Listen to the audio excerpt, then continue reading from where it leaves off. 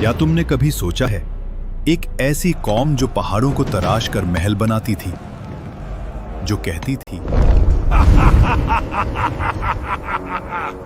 हमसे ज्यादा ताकतवर कौन? मगर जब आसमान का हुक्म आया तो उनके महल मिट्टी के नीचे दबा दिए गए। हजरत नूह अलैहिस्सलाम के बाद एक और कौम पैदा हुई, कौम आद। यमन और ओमान के दरमियान एक इलाके अहकाफ में रहते थे। उनके शहर का नाम था इराम जातुल इमाद, यानी स्तंभों वाला शहर, जो आसमान से बात करता था।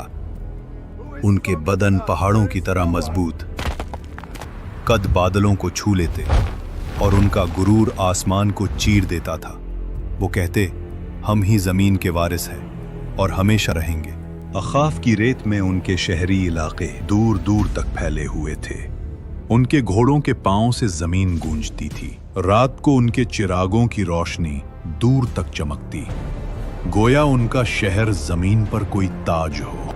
और वे अपनी सभाओं और बैठकों में अक्सर एक ही बात कहते, हम जैसे लोग दोबारा कभी पैदा नहीं होंगे। उनके बच्चे भी छोटी उम्र में पत्थर उठाकर अपनी शक्ति दिखाते और बुजुर्ग गर्व से कहते, हमारे बच्चे भी पहाड़ों को झुकाने वाले हैं। आद के लोगों का एक और